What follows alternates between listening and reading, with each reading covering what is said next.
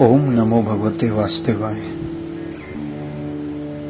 व्यास जी कहते हैं, हे नारद जी, जब आपको ज्ञानोपदेश देने वाले ब्राह्मणगण वहां से चले गए, तब आपने क्या किया? नारद जी कहते हैं, हे व्यास जी, मैं अपनी माता का इकलौता पुत्र था। मेरा भी उनके सिवा कोई सहारा नहीं था। मेरी माता मेरे और मैं भी अपनी माता के स्नेह बंधन में बंधकर उस ब्राह्मण बस्ती में ही रहा। मेरी अवस्था केवल 5 वर्ष की थी। उस समय मुझे दिशा और काल के संबंध में कोई ज्ञान नहीं था। एक दिन मेरी माता को सांप ने डस लिया और उनकी मृत्यु हो गई। कुछ समय बीतने के बाद मैं उत्तर दिशा की तरफ चल पड़ा। चलते चलते मैं एक घोर जंगल में जा पहुंचा। थकान के कारण मेरी इंद्रियां और शरीर भी शिथिल पड़ने लगे। मुझे बड़े जोर की प्यास लग रही थी और भूख भी लग रही थी। वहां एक नदी थी, उसमें मैंने स्नान, जलपान और आचमन भी किया।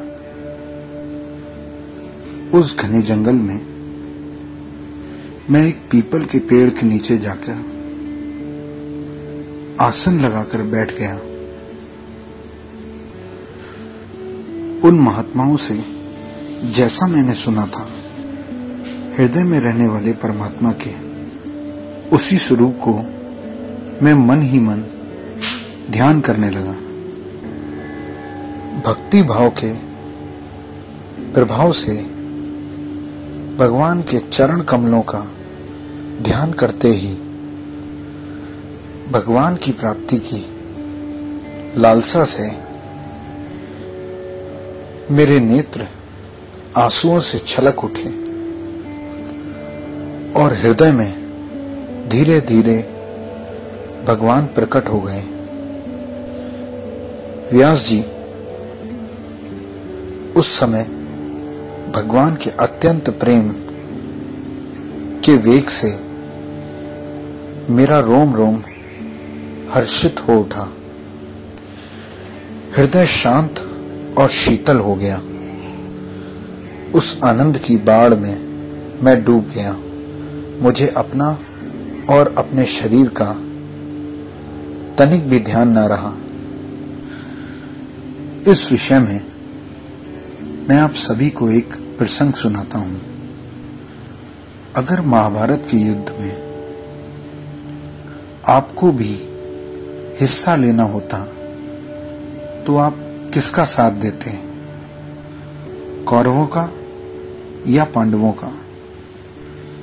मैं जानता हूं आप यही कहेंगे कि मैं तो पांडवों का साथ देता, पर यह इतना आसान नहीं था। तब का तो नहीं कह सकते, पर आज आप किस तरफ हैं, हम इस बारे में विचार कर सकते हैं। भगवान श्री कृष्ण ने कौरवों को जो उनकी इच्छा थी वह दिया।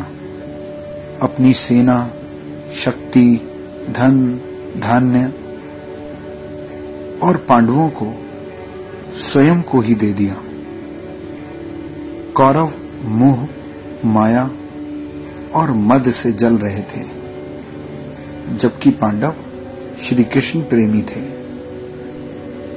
आज भी आप इन दोनों में से ही किसी एक ही वस्तु को चुन सकते हैं।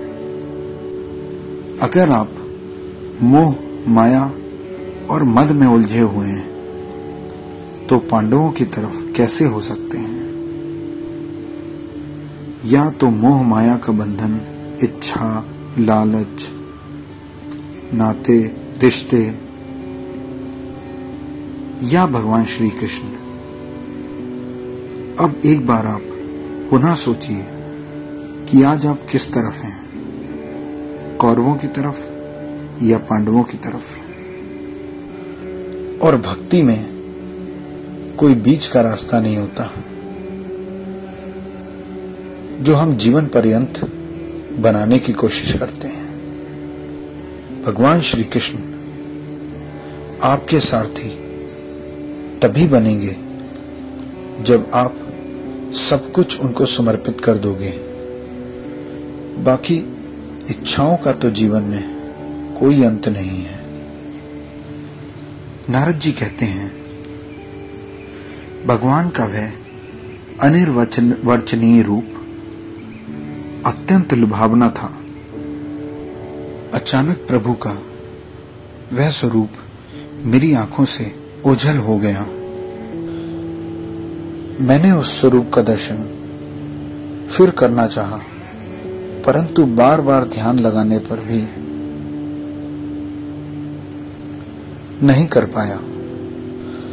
उस निर्जन वन में मुझे बार बार प्रयास करते देख स्वयं भगवान ने बड़े ही गंभीर और मधुर शब्दों में मुझसे कहा, हे नारद,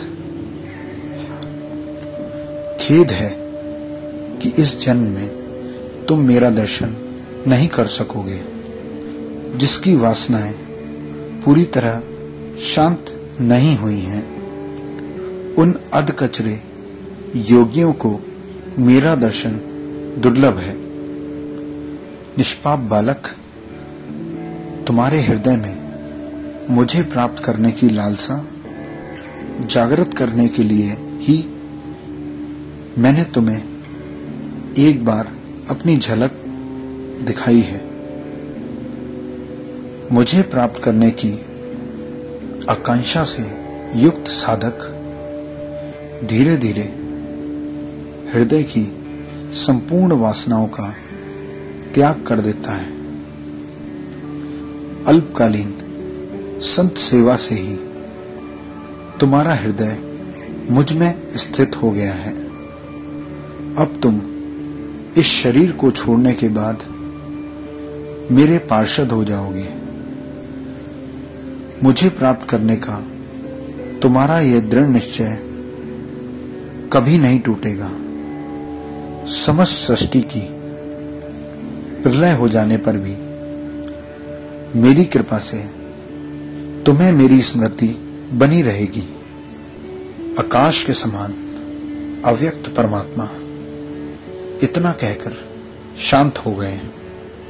इसके पश्चात मैंने भगवान को सिर झुकाकर प्रणाम किया और मैं भगवान के मधुर नामों और लीलाओं का कीर्तन और मनन करने लगा।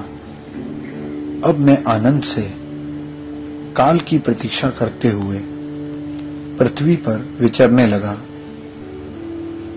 कुछ समय पश्चात काल के फेर से मेरी मृत्यु हो गई। मेरा पंच भौतिक शरीर नष्ट हो गया और भगवान की कृपा से मुझे पार्षद शरीर मिल गया। कल्प के अंत में जिस समय भगवान नारायण प्रलयकालीन समुद्र के जल में शयन करते हैं, उस समय यह सारी सृष्टि समेटकर ब्रह्मा जी उनके हृदय में प्रवेश करने लगे। तब उनकी श्वास के साथ मैं भी श्री हरि के हृदय में प्रवेश कर गया। 100 चतुर्युग बीत जाने पर जब ब्रह्मा जी पुनः जगे और उन्होंने सृष्टि के विस्तार की इच्छा की, तब उनकी इंद्रियों से मरीच आदि ऋषियों के साथ मैं भी प्रकट हो गया। व्यास जी तभी से मैं भगवान की कृपा से बिना रोक टोक वैकुंठ धाम में और तीनों लोकों में आवागमन करता रहता हूं। जिन लोगों का चित्त निरंतर विषय भोगों की कामना से आतुर हो रहा है, उनके लिए भगवान की लीलाओं का कीर्तन संसार से पार जाने का जहाज है। काम और लोभ की चोट से बार बार घायल हुए हृदय श्री कृष्ण सेवा से जैसी प्रत्यक्ष शांति का अनुभव करता है, यम नियम आदि योगों से वैसी शांति नहीं मिल सकती। व्यास जी, आप निष्पाप हैं। आपने मुझसे जो कुछ पूछा था वह सब अपने जन्म और साधना का रहस्य और आपकी आत्मतुष्टि का उपाय मैंने आपको बतला दिया।